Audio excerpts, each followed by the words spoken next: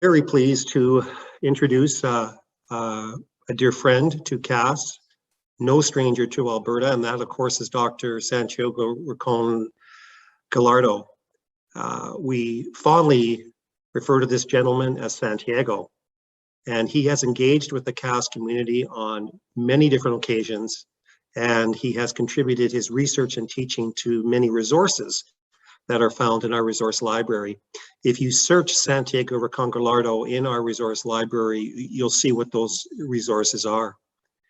Santiago's work in Alberta has highlighted, to name just a few areas, understanding the pedagogical core, achieving coherence amongst multiple factors, the difference between networks and collaboration, and how to not waste a pandemic. You may not know that Santiago supported our work on furthering SLQS certification in 2018 by sharing case studies that we adapted for our context and use. Santiago was also one of the first researchers we talked to when CAS began its focus on supporting implementation of the CAS Professional Practice Standard, the forerunner to the provincial SLQS as we now know it. Santiago, welcome back to CAS and to Alberta, and we look forward to your presentation entitled Leading Change in Alberta, Mobilizing Heads, Hearts, and Hands. Thank you so much, David. It's a pleasure to be here. I will just ask for logistical purposes if we can put down thank you very much, so I can start sharing my slide as well. I'm sorry, I'm filling the air with words right now in a very clumsy way. I am a man and I have a man's brain, so it's hard for me to focus on more than one thing at a time. So can you just let me know, can you just raise your thumb, Val, if you can see this, awesome, thank you so much. Perfect. Awesome. So I'm now fully here. It is a pleasure to be here. I believe last time we met in person was in the fall conference of 2019. And at that time, I think we were bracing for tough times. It was, when the new budget was announced, that you were becoming aware of budget cuts in Alberta, and a lot of the discussion, or the context in which we were interacting, was a context of uncertainty. There were tough times ahead. Looking back, and now looking back at what's happened over the past year, it does seem like that was just a little pieces of a much bigger tsunami wave that was coming. And I want to acknowledge that one of the things that really was very heartening for me was to see how, from a place of uncertainty, I saw many of you starting to think about how do we use these times of uncertainty to let the best of us show up. And I saw you thinking about strategy in very proactive ways. How do we use what we have, and how do we turn what we have into what we need to get what we want? And right now there's another big wave. I mean, we have COVID. There's the big piece of reviewing the new curriculum coming in Alberta. And what I want to do with this presentation, which it will be a short one, about 30 minutes, is to offer just a framing for the further discussion you will be having around the curriculum later today and during the day tomorrow as well. So that's what we're going to be doing. And what I want to start by doing is just to dedicate this keynote, this presentation, to two amazing giants of the field that we lost too early, and we lost them this year. One of them, of course, is Jim Brandon, one of my heroes in the field of educational leadership from Alberta. And the last time I heard from him, he was telling me that he was recovering from his cancer treatment and spending time with his grandchildren. And I found that to be an amazing way to come back to enjoy the most important things in life. I miss him terribly, and I want to dedicate this first to him, and second to Richard Elmore, a very dear mentor of mine, a very dear teacher, friend, mentor, who also passed away in a very sudden way this year. So two giants in the field of educational leadership who have influenced in very powerful ways the way I think and do my work, and I think for many of you as well. So just wanted to bring them to our minds and hearts. if anyone has any doubt, we are living times of crisis. We are in the midst of a massive multidimensional crisis. For Antonio Gramsci, a crisis, this amazing revolutionary intellectual from Italy, a crisis is a moment where the old system is dead, but the new system is not yet born.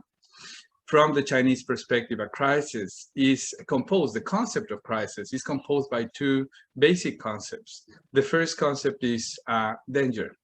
And the second one is multiple possibilities. So in times of crisis, there are so many pieces moving that the possible outcomes are multiple. There are many possible combinations. So what comes out of the crisis has multiple possibilities. Now, in times of crisis, there's nothing that can guarantee us that the system that's coming will be any better than the system that preceded it. And right now, it is very important that we pay attention to what we do as leaders, as educators in our work, because we're living in times when the human project is at stake, humanity is at stake, and I think we need to be very explicit about what is it that we're doing through our work as leaders and educators to rebuild the human project through education. That's the nature of the challenge we have ahead. And for these times of uncertainty and crisis, I find it very helpful to come back to this definition of leadership by Marshall Ganz, one of the most amazing scholars I've met in the field of social movements. And the way he defines leadership is as accepting responsibility to enable others to achieve shared purpose under conditions of uncertainty. I think this sums it up in a powerful way. Your role as a leader, leadership is not defined by the position you have in an institution, but by your determination to accept the responsibility to enable others to achieve shared purpose under conditions of uncertainty. That's it. That's what leadership is about. And I think it's a very good fitting definition for what we're called to do as leaders in these times. In essence, a good leader, an effective leader, mobilizes three aspects of the people they lead with and that they lead: their heart, their head, and their hands. This is another. This is the way Marshall Ganz summarizes the idea of leadership. These are the three aspects of the people that you lead with that you have to mobilize: head, heart, hands. Lately, with Michael Fullan, in some of the courses we have been designing for system leaders and for school leaders, mostly in Chile, but also in other parts of the world, we have come to develop a framework that summarizes what we believe are the key aspects of effective leadership for change. And we have organized them in a way that match in a nice way with these three aspects of leading: heart, head, and hands. So the first one is unity of purpose, and I'll speak to that very briefly, but it's about forging a common purpose, something that moves us in a common direction. Forging unity of purpose is the first aspect of leadership. The second one is continuous learning. It is about taking a learning stance, a learner stance, to continuously understand your context, but also to learn, to create conditions for everybody to learn, and to learn alongside them about what's working, what isn't, etc. And finally, the hands, which relates to collaborative capacity, developing the capacity of the group to collaborate effectively, to create collective capacity to move our work forward. So we find a nice match between these three aspects of leadership and the three aspects of the person that we need to mobilize to catalyze change in an effective way: heart, head, hands, unity of purpose, continuous learning, collaborative capacity. And I will speak briefly to each of these issues in connection to the work ahead for you guys, the work you're doing around reviewing the current curriculum. I know it's been a bumpy road. I know there's a lot of emotions playing out in the current context. And what I'm hoping is that with this, so yes, I will try. Sorry, I have a five-year-old son who's watching a show right now and asking me to be a little bit quieter. So I will try.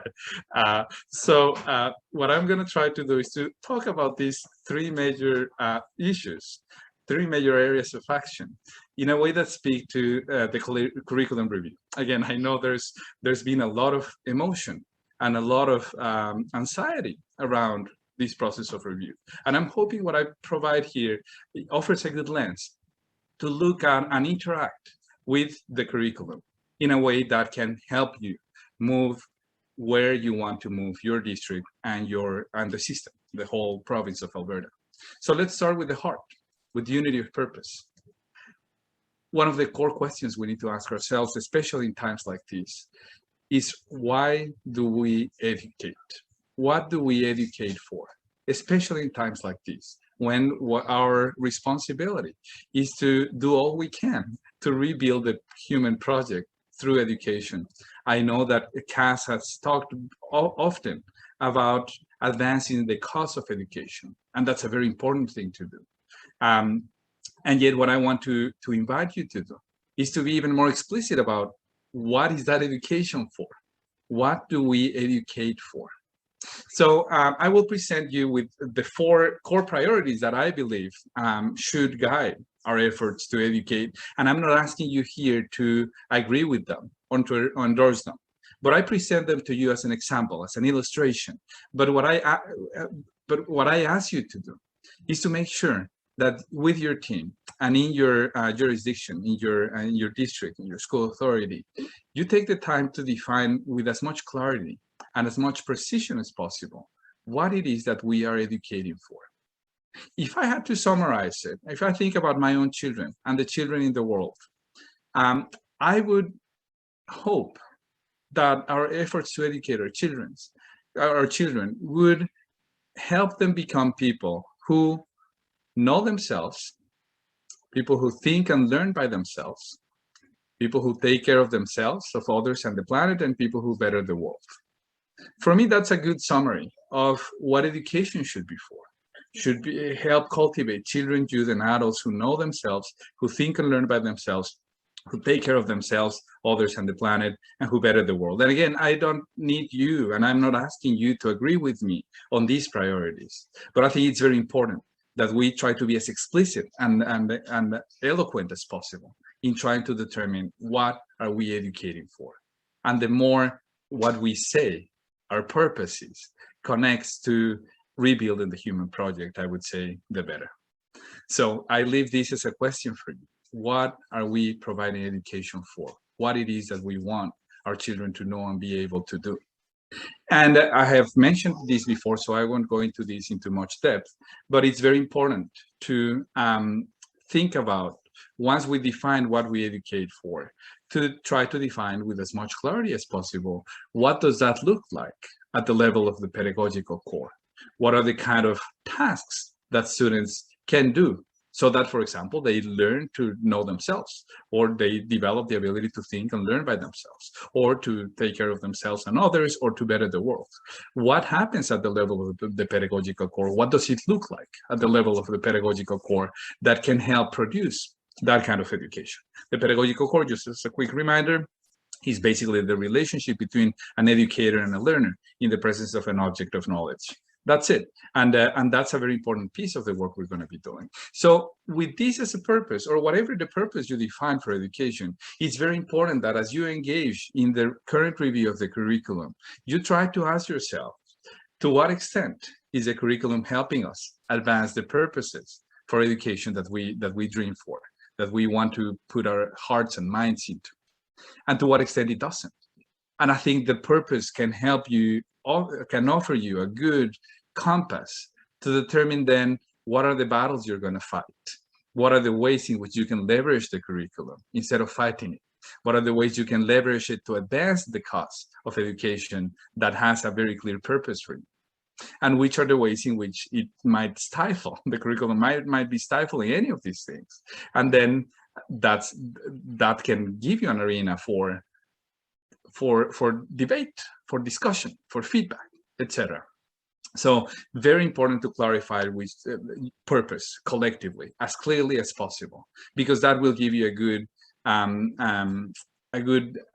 compass to determine what are the fights you want to fight, what are the areas that you can leverage to advance the cause of education and to achieve the purpose that you know is worthwhile, is worth fighting for. So just as a brief comment, at the end of the day, your role as a system leader, as a district leader, is not to enforce government policy but to leverage it. Your role is not to enforce government policy, but to leverage it. That's what good implementation is about, right? It is not about doing verbatim what the province is telling. It is about understanding it very well, becoming an expert in it, and use it in a way that's of service to what you intend to achieve with your team collectively. So your role is not to enforce government policy, but to leverage it. And the question I want to leave for you to reflect on, to ponder about, to think about strategically is how can we leverage and influence the new curriculum to get closer to our aspirations for our students? So that has to be, I think, a core question to tackle with that I'm hoping is helpful as you engage in reviewing this curriculum and into this, what seems to have, what appears to me to have been feeling like a bit of a bumpy road and a lot of, with a lot of uncertainties and a lot of doubts and a lot of emotions coming out of it. How can we leverage and influence the new curriculum to get closer to our aspirations for our students? So that's for the heart.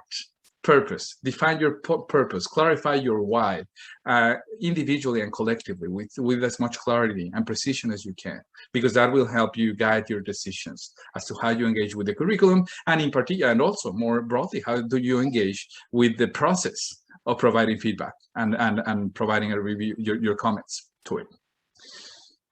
Let's go into the head. Let's go to the second aspect, which is head, and it's continuous learning. And I have to say, and you probably are so used to it now that you take it for granted, but Alberta is probably the system that's taking the lead in the world around seeing and treating superintendents first as full-on professionals, but also as learners, as people who continue to develop their craftsmanship, their craft as leaders. That is very evident in the SLQS, the standard of practice. Quality superintendent leadership occurs when the superintendent's ongoing analysis of the context and the superintendent's decisions about what leadership, knowledge, and abilities to apply, result in quality school leadership, quality teaching, and optimum learning for all students in the school authority. This is a learning proposition. It's about engaging with the context. That's about learning, about figuring out what are the best strategies, what are the best, what are the best decisions, what knowledge, what abilities to apply. That is learning. And it's about looking at what's producing results in leadership, in teaching, and in learning. That is learning. And that's a beautiful articulation of what powerful learning is about. It's about engaging with context and learning continuously to make the best possible decisions. That's about learning. And the second big piece that's coming now, which is the CAS Act, this new transition that the organization is going into from a membership-based organization to a full-on professional organization. Those are two phenomenal developments from the perspective of a critical friend, someone who's seeing these developments happening that I don't remember seeing anywhere else. There's a state or two in the United States that have established standards of practice for superintendents, but they have been left kind of on the bookshelves. What we see here is that these standards are actually being used. You're engaging with them. You're getting better at all the areas of the quality practices that describe the standard in more detail. And you're transitioning now into an organization that will see and treat you as full-on professionals, and that's amazing. That's a phenomenal transition. I think it's a very important step towards what I believe should be the future of educational systems. And you're taking the lead there. So just had, I don't know how to say it, but you're moving in a very good direction. I cannot wait to see how this continues to develop. Lead learner then is the key concept here. Lead learner is someone who creates the conditions for everybody in the group or in the organization to learn, while learning alongside them about what works and what doesn't. This is the term that Michael coined almost 7 years ago in his book, The Principle. And even though he was just talking about school leaders at the time, this is a definition that we realize also applies very well to district leaders. So a lead learner is someone who creates the conditions for everybody to learn while learning alongside them about what works and what doesn't. Here it's important. I want to make a quick mention of what we mean by learning. And Richard Elmer, in his last publication, a paper he wrote in 2019, offers the crisper, most precise definition I've seen of learning in a long time. And so I wanted to bring it to your attention, because learning is not only about getting the information that confirms what you already know. That's not necessarily learning. It's not about just confirming what you believe in that can help you then a basis, even though partial, to continue doing what you've always done. Learning is fundamentally the ability to consciously modify understandings, beliefs, and actions in response to evidence, experience, and reflection. That's what real learning is about. So you need to be ready to change what you know, or what you think you know, or your beliefs or your action when you find evidence or experience or reflection that challenges them. And that's the real nature of learning. And that makes it tough. But that's really what learning is about. It's about being open and developing the ability to modify consciously what you understand, what you believe, and what you do in response to evidence, to experience, and to reflection.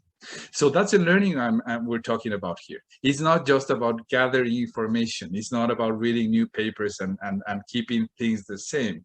It is about being ready to test your assumptions, your understandings, based on practice, on what's going on the ground, on what happens as a result of your strategies. And based on that, you modify them as needed.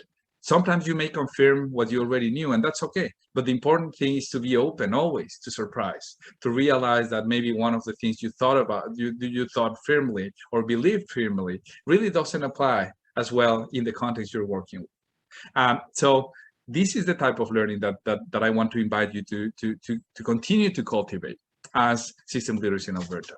Learning that allows you to consciously modify what you think, what you know, what you believe, what you do in response to the evidence, the experience, the reflection you gather in your ongoing interaction with the context and the people you work with. And one other piece that I wanted to mention, which is the importance of context. And that's beautifully captured by the SLQ, actually. But Michael Fullan, my dear mentor, colleague, talks about nuanced leadership as action informed by deep contextual literacy. That is, whenever you enter a new context, that automatically de-skills you. It doesn't matter how much experience you have, how much knowledge you have, your role in a new context is to get deep into the context, to understand it well, to interact with it continuously. And one thing that I love about the ESLQ is that that's how you start. Quality superintendent leadership occurs when the superintendent's ongoing analysis of the context. That's it. You have it right there before Michael wrote about it. Ongoing interaction with context. We are in times where the context is changing continuously and in massive ways sometimes. And that's why it's so important to maintain your fingers on the pulse of your system and your context, to stay interacting with it continuously. With a learning stance, with trying to understand what are the opportunities presented by the current circumstance, what are the risks, how do we minimize or mitigate risks, how do we optimize opportunities. That's an important ongoing thing to do, and it's captured beautifully actually in the opening sentence of your standard, and again a very important thing to keep in mind. So one question that I want to leave for you as you engage in reviewing the curriculum, providing feedback to it, commenting on it, is how can we enhance our habits and practice as lead learners? Think about the definition of learning I provided. It's the ability to consciously modify understandings, beliefs, and action based on evidence, on experience, and on reflection.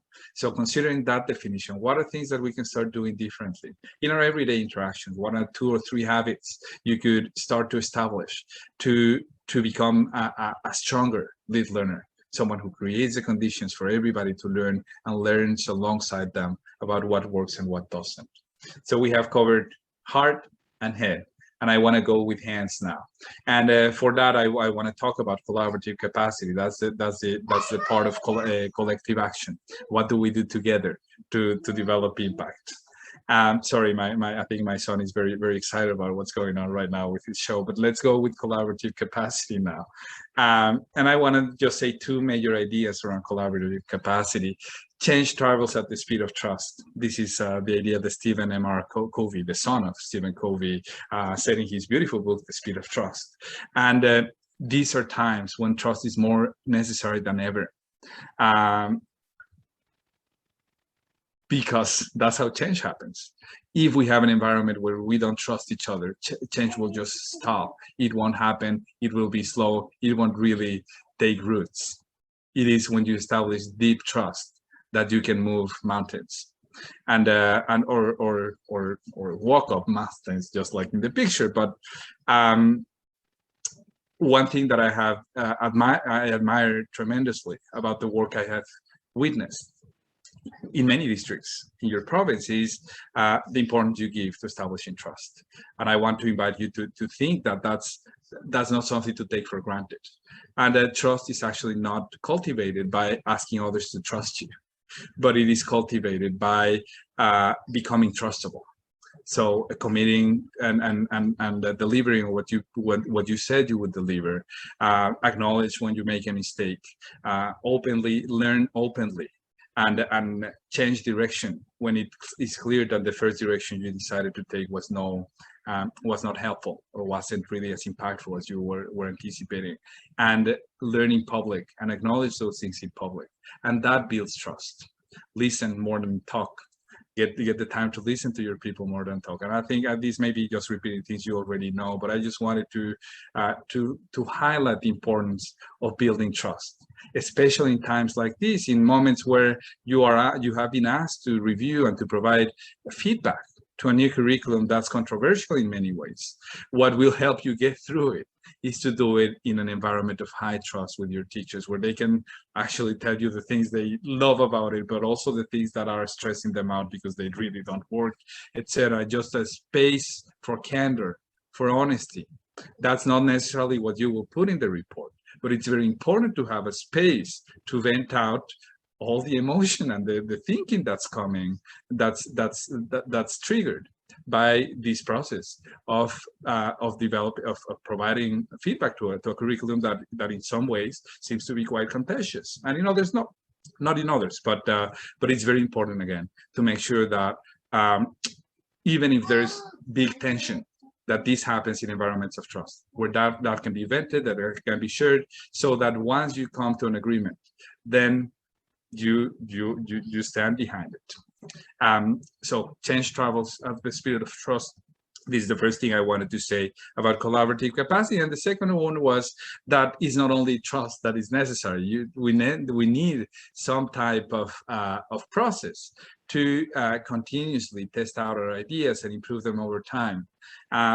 And here, what I wanted to leave is a reflection about the importance of evidence in the work we do.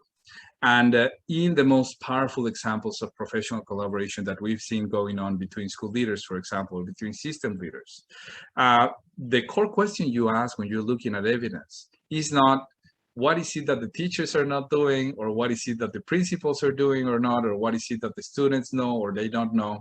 The question we ask ourselves when we look at evidence is, what are we doing or not doing that's producing these results? So it's not about evaluating others. When we look at evidence to collaborate, we look at evidence to look at our own strategies and to ask our question then of, what are we learning? What are we doing or not doing that's producing this evidence? How are we contributing to this evidence? And that's when you can start engaging in a very productive process of trying to identify, so within my realm of power, what is it that I can do differently, or that I can start doing, or that I should stop doing, just to facilitate the work that needs to happen on the ground.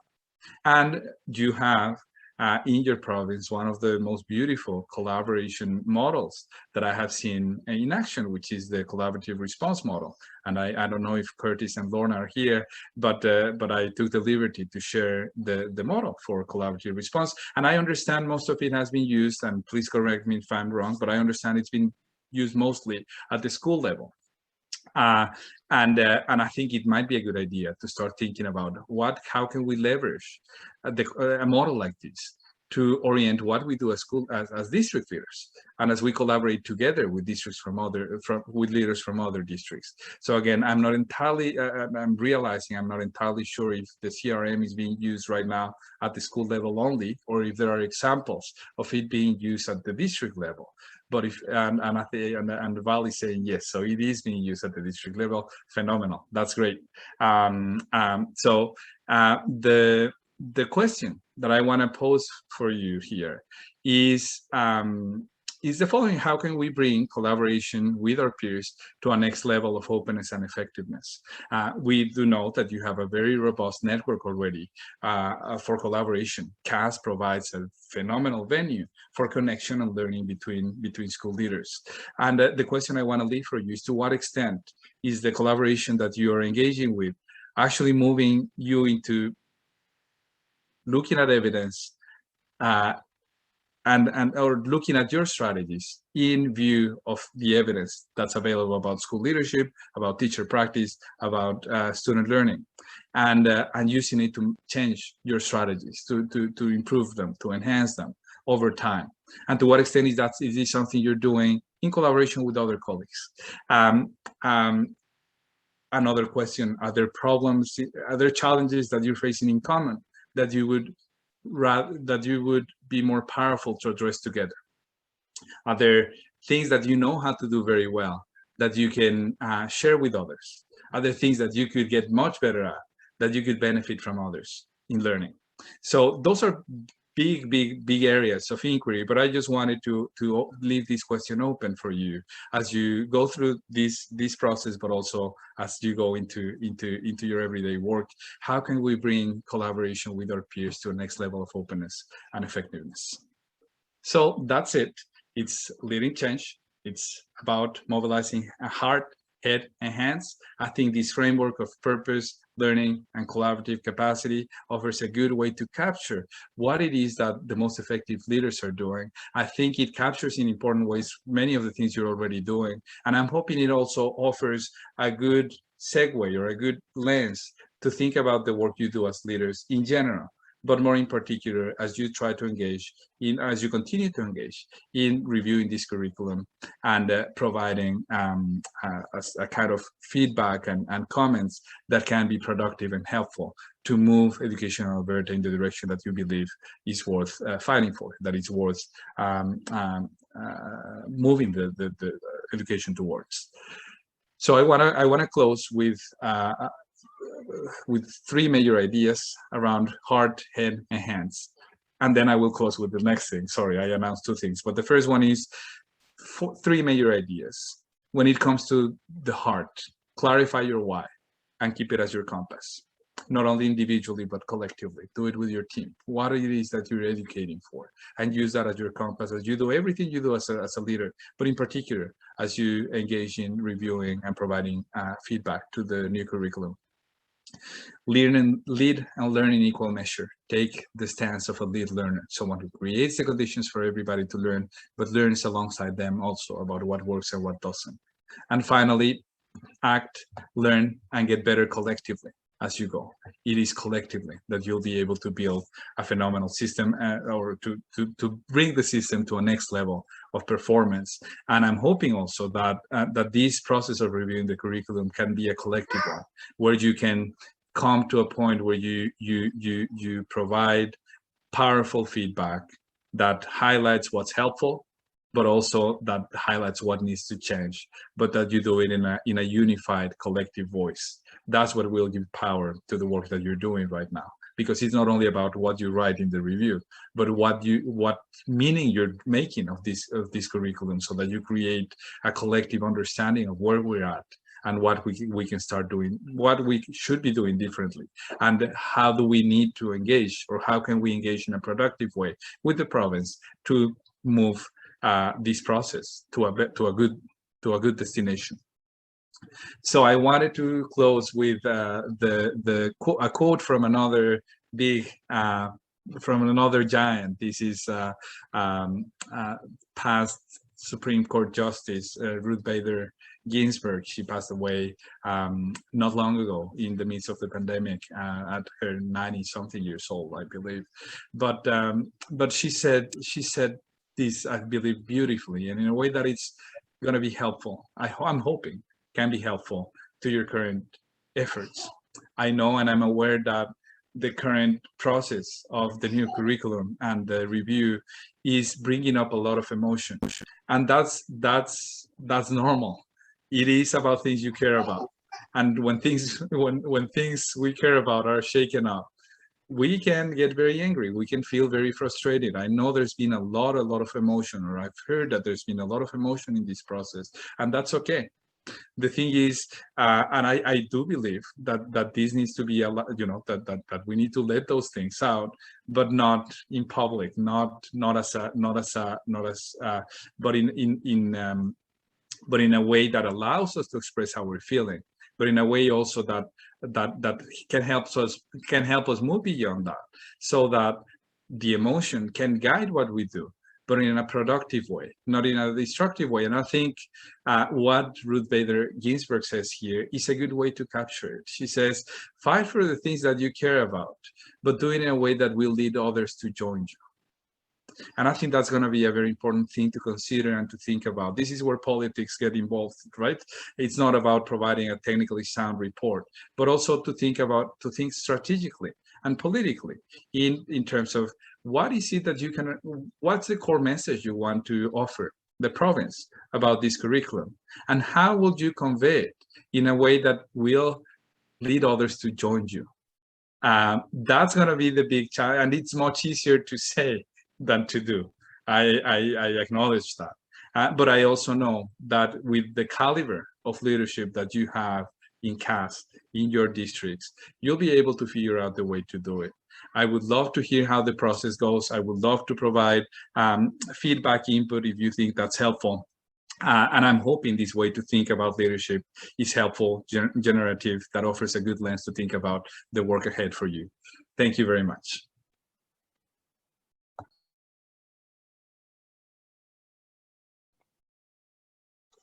Santiago, thank you so much for that presentation. And it was not at all a problem to hear your son in the background. I just want to let you know that. It spoke to the heart of all the work that we do in the various capacities of supporting the future of students.